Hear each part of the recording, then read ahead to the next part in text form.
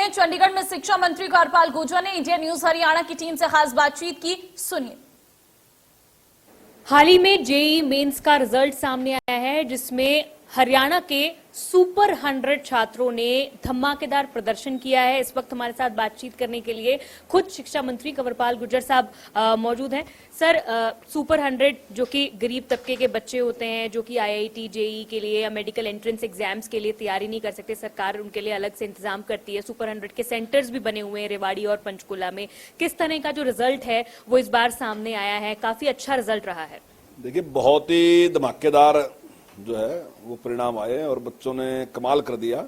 अब की बार हमारे 125 बच्चे जो हैं वो आईआईटी में सिलेक्ट हुए हैं और हम बहुत उत्साहित हैं और मेरी बहुत बहुत शुभकामनाएं बच्चों को। और मैं समझता हूं कि ये बहुत बड़ी उपलब्धि है। ऐसे गरीब बच्चे जो कहीं कोचिंग नहीं ले सकते थे और जिसको हमने 2 साल पहले शुरू किया था, ये तीसरा रिजल्ट है अब की बार। जहां पहली बार हमारे केवल 26 बच्चे आईआईटी में आए थे, दूसरी बार 29 आए और अब की बार इतना बड़ा अच्छा रिजल्ट है कि 125 बच्चे आईआईटी में हमारे आए हैं, क्लियर हुए हैं। तो बहुत अच्छा है, बहुत बड़ी उपलब्धि है।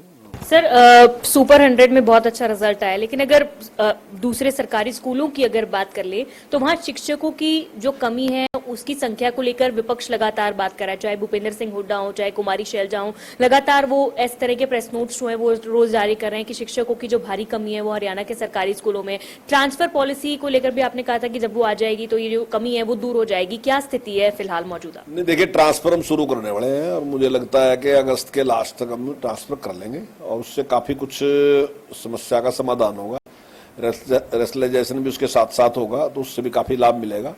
और जो रिटायर्ड टीचर हैं हम उनकी सेवाएं भी ले रहे थोड़े टाइम के लिए, जब तक हम भर्ती नहीं करते तब तक के लिए उनकी सेवाएं भी ले रहे और मैं समझता हूँ उससे टीचरों की काफी पूर्ति हो जाएगी। सर, एक आखिरी सवाल, यूपी में इस वक्त जनसंख्या नियंत्रण को लेकर एक कानून लेकर आने की जो सुगबुगाहट है वो शुरू हो गई है। तो क्या आपको लगता है देश में या हरियाणा में भी इस वक्त इस तरह के किसी कानून की जरूरत है?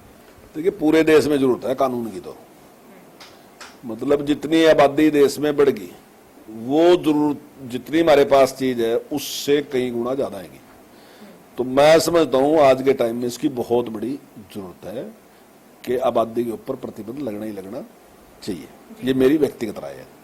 बहुत शुक्रिया बातचीत करने के लिए। तो ये थे हमारे साथ शिक्षा मंत्री कंवरपाल गुर्जर, जिन्होंने साफ तौर पर बताया कि एक और जहां शिक्षकों की जो कमी है वो भी जल्द ट्रांसफर पॉलिसी की मदद से प्रदेश में खत्म कर दी जाएगी। विधायकों की जो लेकर जो धमकियां मिल रही हैं उसको लेकर भी जल्द से जल्द कार्रवाई की जाएगी। और ये भी अपनी व्यक्तिगत राय दी कि जनसंख्या जो है वो लगातार बढ़ती जा रही है और इसे नियंत्रण में लाने को लेकर एक कानून को लाने की बेहद जरूरत है।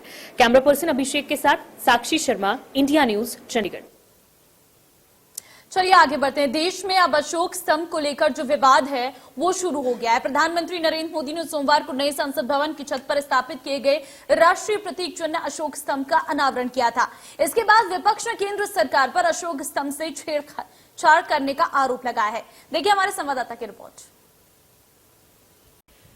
देश में राष्ट्रीय प्रतीक चिन्ह अशोक स्तंभ को लेकर एक नया विवाद शुरू हो गया है।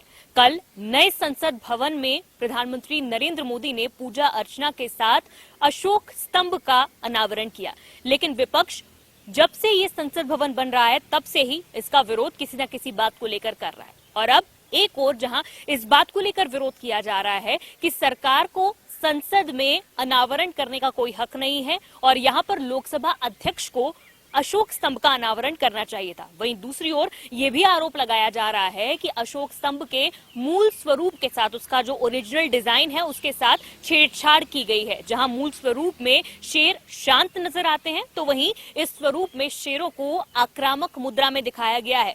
और इन सभी आरोपों के बाद अब भारतीय जनता पार्टी ये कह रही है कि शेरों के मूल स्वरूप के साथ कोई छेड़छाड़ नहीं की गई है, बल्कि नया संसद भवन प्रधानमंत्री नरेंद्र मोदी के नेतृत्व में भारत में बनाया गया है, जो 150 साल पुराने अंग्रेजों द्वारा बनाए गए संसद भवन की जगह लेगा। इसीलिए बाकी जो विपक्षी दल हैं वो इसका विरोध कर रहे हैं। और वहीं प्रधानमंत्री नरेंद्र मोदी के द्वारा अनावरण करने को लेकर सरकार ये दलील दे रही है कि इसका निर्माण सरकार के द्वारा ही किया गया है और इसीलिए प्रधानमंत्री नरेंद्र मोदी ने इसका अनावरण किया है। कैमरा पर्सन अभिषेक के साथ साक्षी शर्मा, इंडिया न्यूज, चंडीगढ़।